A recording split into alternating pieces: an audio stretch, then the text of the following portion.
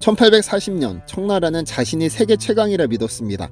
세계 최대 인구와 광활한 영토, 주변국들이 바치는 조공, 그들에게 서양의 배 몇 척은 그저 오랑캐의 장난감에 불과했습니다. 하지만 아편전쟁이 발발하고 영국 해군의 중기선 네메시스호가 광저우 앞바다에 나타났을 때 청나라의 목선들은 불타는 성냥개비처럼 부서졌습니다. 제국은 자신이 종이호랑이였음을 뼈저리게 깨달아야 했죠. 그로부터 180여 년이 흐른 지금 중국은 다시 G2를 자처하며 세계 2위의 군사대국으로 부상했습니다. 항공모함을 찍어내고 스텔스기를 띄우며 전세계 무기시장 점유율 5.8%를 차지하는 세계 4위의 무기 수출국. 겉모습은 화려합니다.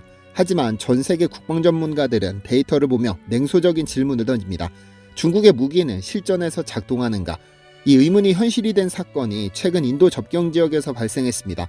바로 신두르 작전이라 불리는 인도 공군의 파키스탄 공습작전입니다. 그리고 지금 중국산을 가져다 쓴 파키스탄은 피눈물을 흘리고 있습니다. 안녕하세요, 디스멘터리입니다.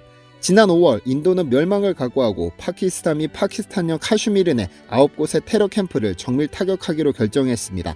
그러면서 프랑스산 라팔 전투기를 출격시켜 폭격을 감행했죠. 그리고 파키스탄 공군에는 중국이 라팔을 잡기 위해 만들었다며 대대적으로 홍보한 최신의 전투기 청주 J-10이 배치되어 있었습니다.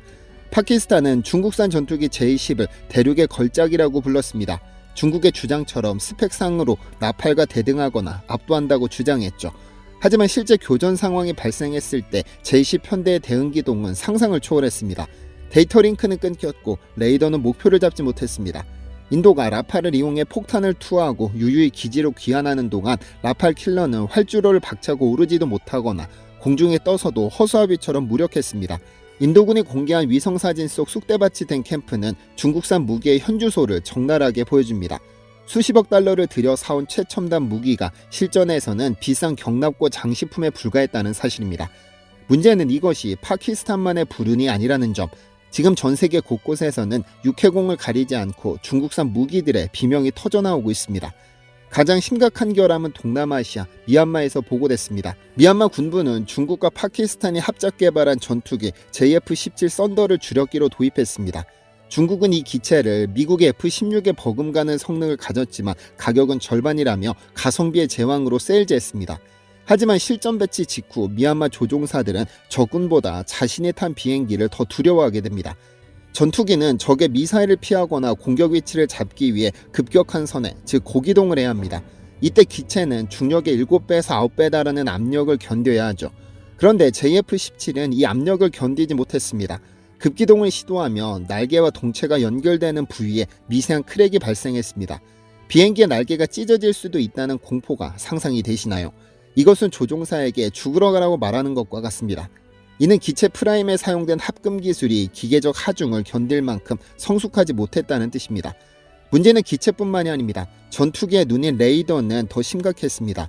전투 모드에 돌입해 레이더 출력을 높이면 시스템이 과열되면서 전원이 꺼져버리는 현상이 반복됐죠. 적기는 눈앞에 있는데 레이더 화면이 블랙아웃되는 상황. 미얀마 공군은 중국 측에 강력하게 항의했지만 돌아온 것은 무책임한 답변뿐이었습니다. 결국 미얀마가 도입한 JF-17의 대부분은 현재 비행불능 판정을 받고 지상 경납고에서 먼지만 뒤집어 쓰고 있습니다. 이런 참사는 중동의 요르단에서도 벌어졌습니다. 요르단은 중국산 무인공격기 차이용을 6대 도입했습니다. 미군의 리퍼 드론과 똑같이 생겼지만 가격은 훨씬 쌌기 때문이죠. 하지만 성능은 처참했습니다.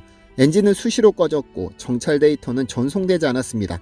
결국 요르단군은 도입 2년 만에 이 드론들을 도저히 못 쓰겠다며 중고 매물로 내놓고 맙니다. 하늘이 이 지경인데 바다는 멀쩡할까요? 다시 파키스탄 해군의 사례를 봅니다. 파키스탄은 중국으로부터 줄피카급 호위함 4척을 도입했습니다. 현대 해전은 전자전입니다. 레이더로 적을 찾고 센서로 미사일을 유도해야 합니다. 그런데 이 중국산 군함에는 치명적인 설계 오류가 있었습니다. 바로 전자장비 간섭 문제입니다. 군함의 눈인 대공 레이더를 켜면 그 강력한 전자파가 아군 미사일을 유도하는 센서를 공격해버리는 것이죠. 쉽게 말해 적을 찾으려고 레이더를 켜면 미사일 조준 장치가 먹통이 되는 겁니다. 레이더 화면에는 적이 없는데도 허위 표적이 뜨고 정작 미사일을 쏠 수가 없는 상황. 심지어 엔진 배기구 설계 불량으로 선체 온도가 지나치게 상승해 적외선 탐지에 그대로 노출되는 문제까지 발생했습니다. 파키스탄 해군은 결국 핵심 센서를 떼어버리는 촌극을 빚어야 했습니다. 그런데 진짜 방산 사기극은 태극에서 벌어졌습니다. 2017년 태국 해군은 중국산 잠수함 S-26T를 도입하기로 계약했습니다. 단 조건이 있었습니다. 엔진만큼은 믿을 수 있는 독일제 MTO 엔진을 탑재해달라. 중국도 이에 동의했습니다. 그런데 계약 후 충격적인 사실이 드러났습니다. 독일 정부가 우리는 중국에 무기용 엔진을 수출한 적이 없으며 앞으로도 하지 않겠다고 선언한 겁니다. 애초에 불가능한 계약을 중국에 덜컥 받아버린 것인데 다급해진 중국은 태국에 황당한 제안을 하죠. 성능은 비슷할 테니 독일제 대신 중국산 엔진을 쓰라는 겁니다. 태국 해군이 데이터를 뜯어보니 이 중국산 엔진은 잠수함에 단 한 번도 탑재된 적이 없는 검증조차 안 된 시제품 수준이었습니다. 태국 총리가 직접 나서서 계약 파기를 경고했지만 중국은 여전히 배짱을 부리고 있습니다. 결국 태국이 독일의 제발 엔진 공급 정책을 재검토해달라고 요청하는 굴욕을 겪어야 했죠.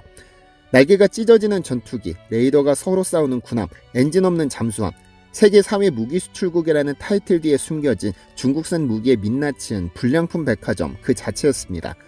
도대체 왜 세계 4위의 무기 수출국이 불량품 제조기라는 오명을 쓰게 된 것일까요? 전문가들은 그 첫 번째 원인으로 기초가 그 중에서도 야금하게 부재를 지목합니다.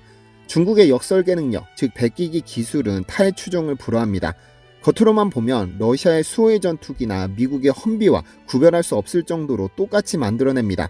하지만 형상은 복제할 수 있어도 그 형상을 이루는 재료는 복제할 수 없었습니다. 전투기 제트 엔진의 블레이드를 예로 들어볼까요? 전투기 엔진이 가동되면 내부 온도는 1500도를 넘어갑니다. 이 극한의 열과 압력을 견디려면 일반 금속이 아닌 단결정 초내열 합금 기술이 필수적입니다. 하지만 중국은 이 재료 배합 비율과 가공 기술을 확보하지 못한 상태에서 출력을 높이는 데만 주력했습니다. 당연히 엔진 블레이드가 녹아내리거나 미세한 균열이 생겨 수명이 서방제 엔진의 4분의 1에도 못 미치게 됐죠. 미얀마의 JF-17 동체에 금이 간 것도 결국 기체 프레임이 고기동의 하중을 버틸 만큼 강하고 유연한 합금으로 만들어지지 않았기 때문입니다. 두 번째 원인은 세계적인 제재로 인해 시스템이 붕괴됐기 때문입니다. 과거 중국 무기의 핵심인 엔진과 센서는 대부분 유럽이나 러시아산이었습니다. 껍데기는 중국산이지만 심장은 서방제였던 셈이죠. 하지만 천안문 사태 이후 서방의 무기 금수 조치가 강화되면서 부품 공급이 끊겼습니다. 중국은 급하게 성능이 검증되지 않은 싸구려 자국산 부품으로 빈자리를 채웠습니다. 문제는 여기서 발생했죠. 정교하게 통합되지 않은 부품들은 서로 다른 언어를 쓰는 사람들을 한 방에 가둔 것처럼 소통하지 못했습니다. 파키스탄 군함의 레이더가 자국 미사일 센서를 공격한 전자장비 간섭 현상은 바로 이 시스템 통합 실패의 전형적인 사례입니다. 소프트웨어와 하드웨어가 따로 노는 프랑켄슈타인 무기가 탄생한 겁니다. 마지막은 신뢰의 상실입니다. 무기는 도입보다 유지보수가 생명입니다. 하지만 중국은 팔면 그만이라는 태도로 일관했습니다. 부품을 달라는 고객국의 요청을 무시하거나 터무니없이 비싼 가격을 불렀습니다. 이는 방산시장에서 가장 중요한 자산인 신뢰를 스스로 갉아먹는 행위였습니다. 중국산 무기에 대일 만큼 대인 국가들의 발등에는 불이 떨어졌습니다. 안보 공백은 곧 국가의 존망과 직결됩니다. 미국제는 너무 비싸거나 정치적 조건이 까다롭고 중국제는 도저히 믿을 수가 없는 진퇴양난의 상황. 이때 그들의 눈앞에 가장 합리적이고 현실적인 대안으로 등장한 것이 바로 대한민국입니다. 가장 드라마틱한 반전은 말레이시아에서 일어났습니다. 말레이시아 공군은 경전투기 도입 사업을 진행하며 고민에 빠졌습니다. 옆 동네 미얀마가 중국산 JF-17 때문에 골머리를 앓는 꼴을 실시간으로 목격했기 때문입니다. 중국은 싼 가격과 막대한 금융 지원을 앞세워 유혹했지만 말레이시아의 선택은 냉철했습니다. 그들은 중국산 대신 한국이 만든 FA50을 선택했습니다. 무려 1조 2천억 원 규모의 계약이었죠. 이는 반중 감정 때문이 아닙니다. FA50이 보여준 미군 규격과의 호환성, 그리고 이미 필리핀 등에서 검증된 실전 데이터에 근거한 이성적 판단이었습니다. 사막의 나라 이집트에서도 기적 같은 일이 벌어졌습니다. 이집트 육군의 자주포 사업에서 중국의 PLG-45는 K9 자주포의 강력한 경쟁자였습니다. 가격 경쟁력에서 중국이 앞섰기 때문입니다. 하지만 이집트 군부는 가혹한 테스트 조건을 내걸었습니다. 섭씨 50도가 넘는 사막 한복판에서 엔진을 끄지 않고 달리면서 1시간 동안 연속으로 포를 쏴봐라. 그런데 테스트에서 중국제 자주포는 엔진이 과열되어 퍼지거나 사격 정밀도가 떨어졌습니다. 한국의 K9 자주포는 달랐습니다. 뜨거운 모래폭풍을 뚫고 달리며 약속된 1시간 동안 정확하게 포탄을 꽂아 넣었습니다. 그 모습을 본 이집트 장성들은 그 자리에서 한국의 손을 들어줬죠. 2조 원 규모의 K9 패키지 수출은 그렇게 성사됐습니다. 지구 반대편 남미 페루에서도 승전보는 이어졌습니다. 안데스 산맥을 끼고 있는 페루는 험준한 산악지형을 잘 타는 전차가 필요했습니다. 중국의 VT-4 전차가 고지대에서 엔진 출력이 떨어져 비실거릴 때 한국의 K2 흑표 전차는 1500마력의 심장을 달고 산악을 질주했습니다. 특히 능동방어 체계로 대전차 미사일까지 요격할 수 있다는 점은 페루 육군을 매료시켰죠. 결국 페루는 중국의 끈질긴 구애를 뿌리치고 한국을 전략적 파트너로 선택했습니다. 지금 세계 방산 시장의 판도는 재편되고 있습니다. 중국이 가성비라는 가면을 쓰고 전 세계에 뿌린 불량 무기들, 그로 인해 발생한 치명적인 안보의 구멍을 대한민국이 메우고 있는 형국입니다. 하지만 이것을 단순히 중국의 실수에 의한 반사이익으로만 깎아내려선 안 됩니다.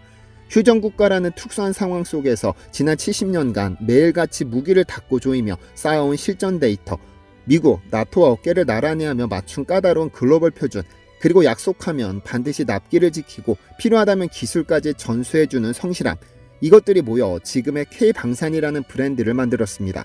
싼 게 빚이 떡이라는 속담은 시장에서는 통할지 몰라도 목숨을 담보로 하는 안보 현장에서는 통하지 않습니다. 중국이 무너진 그 자리에 한국이 서 있는 건 우연이 아니라 지난 수십 년간 묵묵히 갈고 닦은 실력이 증명된 결과입니다. 한편 국가의 안보를 지키는 것이 튼튼한 무기라면 우리 몸의 안보를 지키는 것은 무엇일까요? 바로 면역력입니다. 중국산 무기가 실전에서 맥없이 무너진 것처럼 우리 몸의 방어체계인 면역력이 부실하면 외부의 바이러스나 질병이라는 적군 앞에서 속수무책으로 당할 수밖에 없습니다. 제가 며칠 전 소개해드렸던 명가 동청옥은 바로 내 몸의 국방력을 최강으로 끌어올려줄 전략무기입니다. 앞서 우리는 겉만 번지르르 하고 속은 텅 빈 중국산 무기 때문에 피눈물 흘리는 국가들의 참상을 목격했습니다. 내 몸을 위해 먹는 식품도 마찬가지입니다. 이름만 거창하고 실속 없는 제품들이 넘쳐납니다. 하지만 명가동청옥은 다릅니다. 이 제품의 핵심은 영화의 혹한 속에서도 홀로 푸른 잎을 틔워내는 강인한 생명력의 상징 겨우살입니다. 한자로는 동청이라 불리는 이 식물은 예로부터 황금가지라 불리며 귀하게 여겨졌습니다. 유럽에서는 암 환자들이 항암 보조제로 겨우살이 추출물 주사를 맞죠. 현대과학은 겨우살이가 단순한 식물이 아님을 증명했습니다. 겨우살이에 함유된 렉틴과 비스코톡신 성분은 우리 몸의 최전방을 지키는 특수부대인 NK세포를 활성화합니다. 마치 K2 전차가 험준한 산악을 질주하며 적을 타격하듯 깨어난 면역세포들은 우리 몸 곳곳을 순찰하며 침입자들을 찾아내 제거합니다. 이것이 바로 진짜 면역력입니다. 하지만 무기 도입에서 가장 중요한 것이 신뢰였듯이 건강식품 역시 누가 만들었느냐가 핵심입니다. 명가동청옥은 대한민국 한방의 자존심 경희대학교 산하 경희한약이 직접 품질 검사를 완료한 제품입니다. 태국 해군이 검증되지 않은 중국산 엔진에 분노했듯 우리 몸에 들어가는 것에 타협이란 있을 수 없기 때문입니다. 여기에 활력을 더해줄 6년근 인삼, 몸을 따뜻하게 하는 생강, 기력을 보충하는 대추 등 엄선된 전통 원료를 황금 비율로 배합했습니다. 마치 FA-50 전투기에 최첨단 항전 장비를 탑재해 성능을 극대화한 것과 같은 이치입니다. 불량품은 전장에서 병사를 위험에 빠뜨리지만 부실한 면역력은 내 삶 전체를 위협합니다. 지금 여러분의 몸은 외부의 위협으로부터 안전하신가요? 검증된 성능, 확실한 품질, 그리고 강력한 효능. 이제 명가 동청옥으로 내 몸의 안보 태세를 K방산 수준으로 업그레이드 하시길 바랍니다. 현재 최대 40만원 할인 행사 중인 명가 동청옥 재고가 많이 남지 않은 상황입니다. 아래 고정 댓글에서 자세한 내용 확인하시면 됩니다. 지금까지 팩트로 국제정세를 읽는 DC멘터리였습니다. 시청해주셔서 감사합니다. DC멘터리에서는 여러분의 제보를 기다립니다. 제 채널에서 다뤘으면 하는 뉴스 또는 널리 알려졌으면 하는 영상은 DC멘터리 네이버.com으로 제보해주시면 소중히 제작하겠습니다.